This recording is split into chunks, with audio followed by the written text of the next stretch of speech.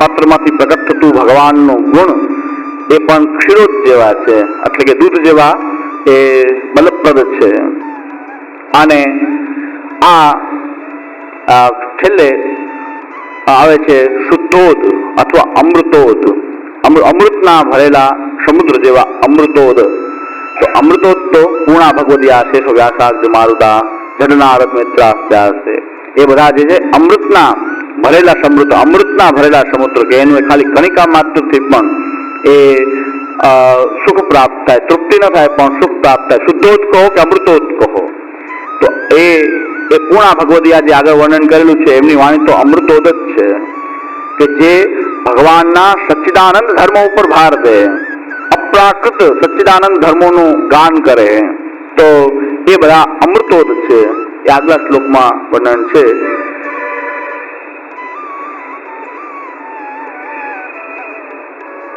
ગુણાતીતતયા શુદ્ધાન સચ્ચિદાનંદ રૂપિણઃ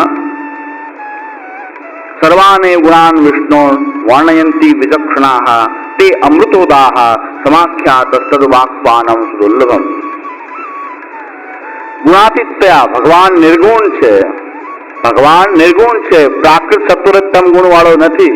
ભગવાન નિર્ગુણ છે, ગુણાતીત છે, અને એના જે ધર્મો જે છે એ સચ્ચિદાનંદ વગેરે અપ્રાકૃત ધર્મો છે. પ્રાકૃત ધર્માના સ્વયં અપ્રાકૃત નિખિલ ધર્મ રૂપમ મિતિ નિગમ પ્રતિપાદ્યમ દત્તક શુદ્ધમ સાકૃતિ સૌમી.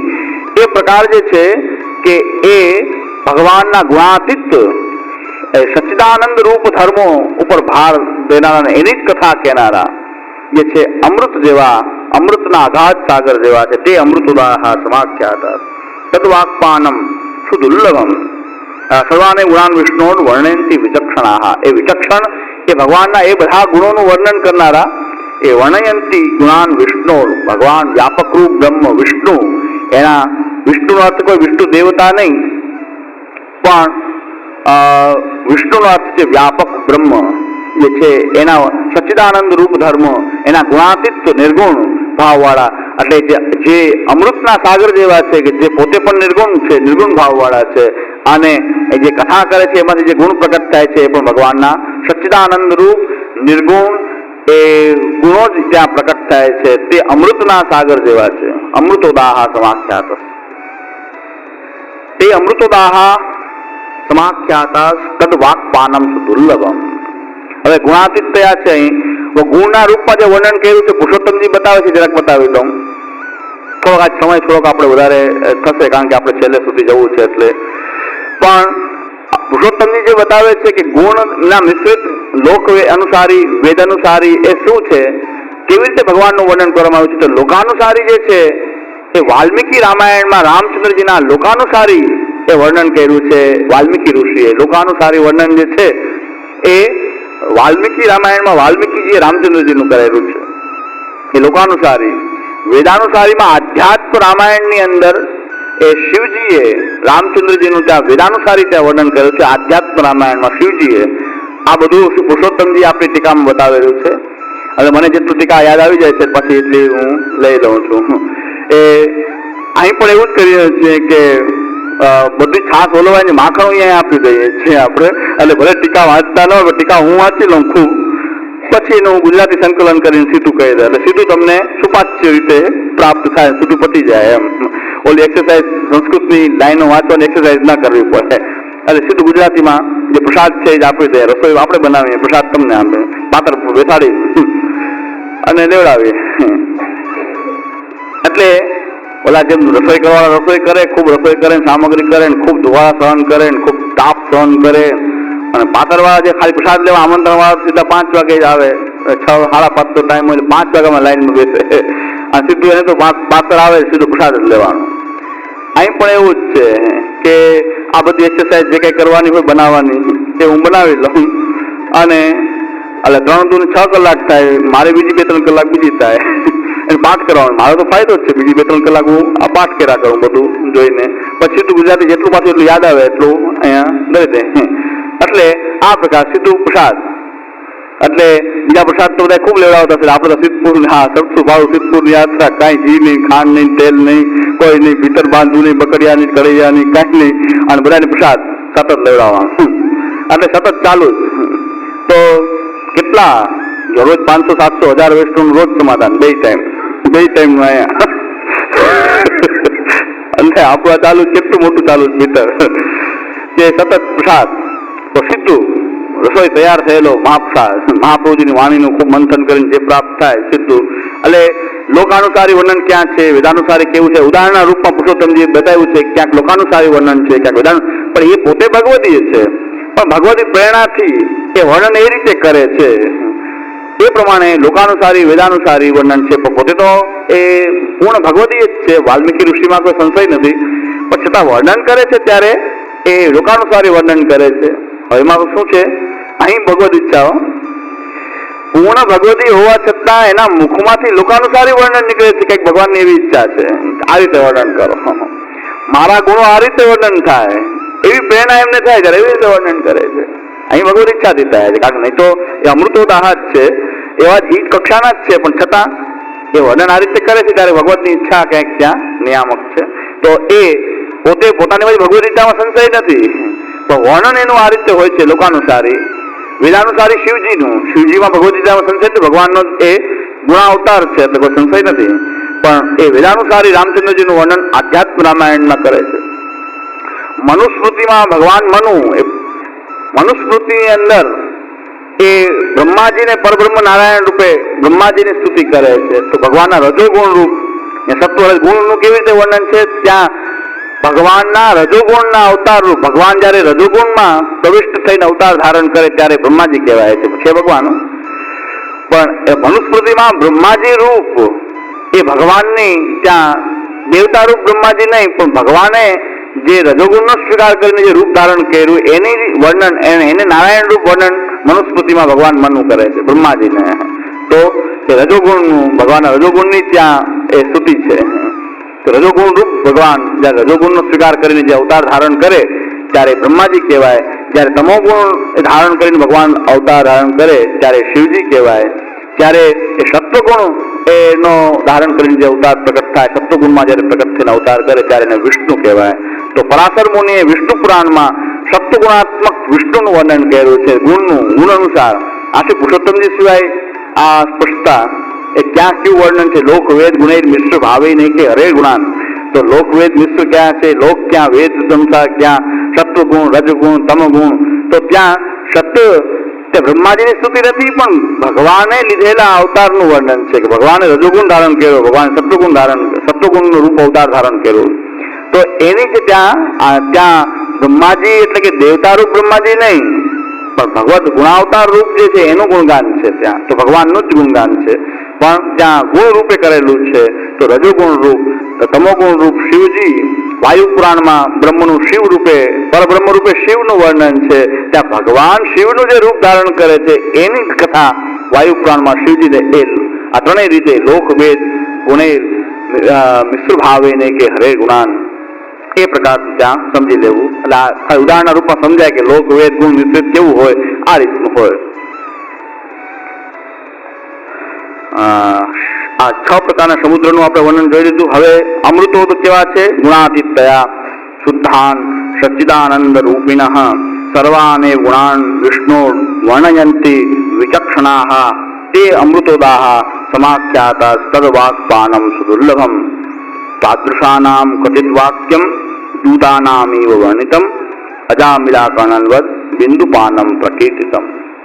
કેટલું સુંદર વર્ણન છે. હવે આપણે ફલો બધાને બતાવ્યું, કર્મ માર્ગીય વિષયાસક્ત ગાયકો, પછી કર્મ માર્ગીય વક્તાઓ, જ્ઞાન માર્ગીય વક્તાઓ, એમાં ઉત્તમ મધ્યમ સાધારણ વગેરે જે કઈ ભાવો છે તે, વિષયાસક્ત નિંદ્ય, ત્યાર પછી જ્ઞાન માર્ગીય યોગ ધ્યાન સંયુક્ત તપો જ્ઞાન વાળા, અલૌકિક જ્ઞાન વાળા, ત્યાર પછી ઉપાસના માર્ગી અનેક દેવની ઉપાસના કરનારા, સકામ કૃષ્ણની ઉપાસના કરનારા, એ કૃષ્ણોપાસન કરનારા, એ ઉપાસકોના ભાવ જોયા. અને મર્યાદા માર્ગીય ભક્તોના, પછી પૂર્ણ ભગવદીઓના. હવે એમને જે ગુણગાન કરે છે ત્યાં ફળરૂપ ભગવાનનું જે સાક્ષાત જે સચ્ચિદાનંદ રૂપ ગુણાતીત સ્વરૂપ છે એ પ્રકટ થાય. એ તો અમૃત જેવું છે, એ તો અમૃત જેવું છે. એટલે તે અમૃતદાહ સમાખ્યાતા તદવાક્પાનમ, એનું વાણીનું પાન કરવું દુર્લભ છે, કારણ કે આવા ભગવદીઓ મળવા જ દુર્લભ છે. મહાપ્રભુ દુર્લભ શબ્દનો પ્રયોગ કરે છે કે આવા ભગવદીઓ મળવા જ દુર્લભ છે એક તો, અને કદાચ મળી જાય તો એના અગાધ ભાવોને આપણે ધારણ કરી શકતા નથી. આપણામાં જ્યાં સુધી એવી નિર્ગુણતા ન હોય ત્યાં સુધી એમનું વર્ણન ભલે ગમે એવું કરે, જેમ કૃષ્ણદાસજીની વાર્તામાં કીધું કે મેં તો વર્ણન કર્યું પણ એને પૂછી લો કયા યાદ હોય તો ધારણ નથી કરી શકવા. બિંદુ માત્ર પણ થાય તો સુખકારી હોય, અમૃતનો એક બિંદુ મળી જાય તો સુખકારી હોય. પૂરેપૂરી તૃપ્તિ ભલે ન કરે પણ સુખ તો આપે, એક બિંદુ પણ સુખ આપે. તે સર્વાને ગુણાન વિષ્ણુ વર્ણયંતિ વિચક્ષણાઃ તે અમૃતોદાહ સમાખ્યાત સત્વાક્પાનમ સુદુર્લભમ તાદૃશાનામ ક્વચિત વાક્યમ દૂતાનામેવ વર્ણિતમ. તાદૃશાનામ ક્વચિત વાક્યમ દૂતાનામેવ વર્ણિતમ. તો એના માટે પુરુષોત્તમજી કહે છે કે ક્વચિત, ક્યારેક એનું એક કાનમાં એક શબ્દ કે એનો બિંદુ રૂપ પડી જાય તો પણ એનું કલ્યાણ થઈ જાય, એના સંસારિક ભાવોને દૂર કરી દે, ભક્તિભાવ તરફ પ્રેરણા આપી દે, એના જન્મ બીજા જન્મમાં પણ ફલિત થાય. ભક્તિ એક બિંદુ પડી ગયું હોય તો, પૂર્ણ ભગવદીઓનું એક બિંદુ જો પડી ગયું એ પાછું એને ન કહેતા હોય, બીજાને કોઈને ઉદ્દેશીને વાત કરતા હોય ને આપણે સાંભળી જઈએ, એ ચર્ચા કરતા હોય બીજાની સાથે, પણ એમાંથી એક બિંદુ આપણને મળી જાય. તો એક બીજા વાત કરતા હોય ને એક બિંદુ મળી જાય, અથવા તો આપણને કહેવા માટે બીજા સાથે કહેતા હોય, બે પ્રકાર હોઈ શકે. કહેવાનું છે આપણને અને એ વાત બીજા સાથે કરે, તો એમાંથી કંઈક કણિકા આપણને મળી જાય તો અમૃતરૂપ છે અને ભક્તિભાવને એ પોષણ આપનારું છે, ભક્તિભાવને સંસારિક ભાવોને દૂર કરનારું. એટલે દૂતાનામે વર્ણિતમ, દૂતો અજામિલા કર્ણનવત બિંદુપાનમ પ્રકીર્તિતમ. અજામિલે એ વિષ્ણુદૂત અને યમદૂતોનો સંવાદ સાંભળ્યો કે ભાઈ આને તો નારાયણ નામ લીધું છે, અરે ગમે એટલા પાપ કર્યા છે પણ નારાયણ નામ લઈને દેહ છોડી છે. તો આ સંવાદ સાંભળ્યો કે આટલા બધા પાપો કરનારો અને યમદૂતને સ્પર્શ કરવા દેતા નથી, વિષ્ણુદૂત કે આ તો અમારો જ છે. આ સંવાદ સાંભળીને અજામિલને કાનમાં એ બિંદુ પડ્યા છે, એના કારણે અન્ય જન્મની અંદર પાછા ભક્તિમાન થયા છે. કે ખાલી એક નામ નારાયણ માટે લીધું તો એ નારાયણ નામ પુત્ર માટે લીધું હતું, ભગવાન માટે નહોતું લીધું, તો પણ એનો ઉદ્ધાર થઈ ગયો. આ કથાથી એમ સમજવું, અહીં ભગવાનના નામનું મહાત્મ્ય સમજવું, અજામિલ નથી બનવું આપણે. એ ન સમજવું કે અજામિલ જેવા થશું તો વાંધો નહીં આવે, તો આખી કથા ઉલટી થઈ ગઈ કે અજામિલ જેવા થશું તો ભગવાન આપણો ઉદ્ધાર કરી દેશે, શ્રી કૃષ્ણ શરણો બોલશું તો ઉદ્ધાર થઈ જશે. એટલે બધા મને લાગે જય શ્રી કૃષ્ણ શરૂ કર્યું લાગે, છેલ્લે સર્વ વૈષ્ણવને જય શ્રી કૃષ્ણ માલા પિરામણમાં એટલે શરૂ કર્યું કે બાપાના મુખમાં છેલ્લે કદાચ શ્રી કૃષ્ણ શરણમ ન નીકળ્યું, કે શ્રી કૃષ્ણ ન નીકળ્યા તો એના જય શ્રી કૃષ્ણ કરી દે, એટલે કદાચ એને ખબર હોય કે બાપા અજામિલ જેવા છે, એટલે અજામિલ જેવા હોય ને માલા પિરામણી કરવી જોઈએ. હું તો એમ કહું કે એટલે કદાચ કરતા હશે કે ભગવત નામ જ ન લેતા હોય અને દેહ છૂટી ગયો હોય તો એને છોકરાઓ એમ થાય કે એની પાછળ આપણે પણ એક બધાને જય શ્રી કૃષ્ણ કરી દઈએ તો એનો ઉદ્ધાર થઈ જાય. તો અજામિલમાં બરાબર છે. બાકી ભગવત આશ્રિત જીવન હોય તો પછી મોટામાં નામ આવ્યું હોય કે ના આવ્યું, પણ ભગવત આશ્રયને કારણે ભગવાન એના ઉદ્ધારક જ હોય છે. ભગવત આશ્રય જો આખા જીવન રાખ્યો હોય તો પછી કાંઈ કરવું પડે નહીં, નામ આવ્યું મોઢામાં કે ન આવ્યું. તો આ તો અજામિલની કથા એ બતાવે છે કે ભગવાનના નામનું મહાત્મ્ય એવું છે. એટલે એ જ આપણી લીલા, આપણે સાંજનો વિષય એ છે કે એવી ઉલટાવે કથાને, વંચકો કથાને એવી ઉલટાવતા આવડે એ લોકોને કે આ કથા શું બતાવે છે, ભગવાનના નામનું મહાત્મ્ય બતાવે છે. પાપ કરવાની પ્રેરણા છે, બધા અજામિલ બની જાઓ પછી છેલ્લે એક નામ લઈ લો ઉદ્ધાર થઈ જશે. તો આ કથા વંચકો આવું કરે કે બધું પાપ કર્મ ભગવાનના નામથી નિવૃત્ત થઈ જાય, આપણને કઈ લાગતું જ નથી. તો વંચકોની કથા એવી હોય. તો આ પ્રકાર જે છે અજામિલા કર્ણનવત બિંદુપાનમ પ્રકીર્તિતમ, ત્યાં આપણે જોઈએ છીએ કે એક બિંદુ મળી ગયું એ દૂતોના સંવાદમાં, ભગવાનના દૂતોના સંવાદમાં એને એક બિંદુ મળી ગયું તો પણ અજામિલ જે છે ભક્તિવાળો અગલા જન્મમાં થયો. હવે આ જે કથા શું કરે છે, અમૃત જેવી કથા આપણે સાંભળીએ ભગવદીઓની, ભગવદીઓ જયારે પોતાની ભગવત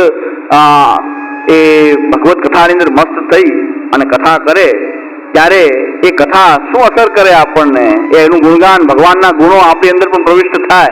એ શું કરે, રાગાજ્ઞાનાદિ ભાવાનામ સર્વદા નાશનમ યદા તદા લેહનમ ઇત્યુક્તમ સ્વાનંદોદ્ગમ કારણમ. આ રીતે રાગ એટલે કે આપણો સાંસારિક જે રાગ છે તે, અહંતા મમતા વગેરે, અને અજ્ઞાન, એ રાગ અજ્ઞાન અને આદિમાં કામ ક્રોધ, આ બધું જ આ જે કથા જે છે સાંભળવાથી એ અમૃતોદય જે છે એ અમૃતનું પાન કરવાથી, એ કથાનું પાન કરવાથી એ રાગ, સંસારિક રાગ, અજ્ઞાન અને કામ ક્રોધ વગેરે ભાવો એ હૃદયમાં પ્રવિષ્ટ થયેલા એ ભગવત ગુણો જે આવા ગુણાતીત નિર્ગુણ ભક્તોના મુખમાંથી જ્યારે એ ગુણગાન નીકળે છે, એ ગુણગાનનું શ્રવણ કરવાથી શ્રોતાની અંદર પણ આવા અંદર રહેલા રાગ, અજ્ઞાન અને કામ ક્રોધ એના દૂર થઈ જાય છે. અને સમજવું કે ભક્તની કથા હોય તો કામ ક્રોધ સંસાર વગેરેમાં વૈરાગ્ય ઉત્પન્ન થાય, સંસારિક ભાવોમાં ગ્લાનિ ઉત્પન્ન થાય, તો કોઈ ભગવતીનો સંગ થયો.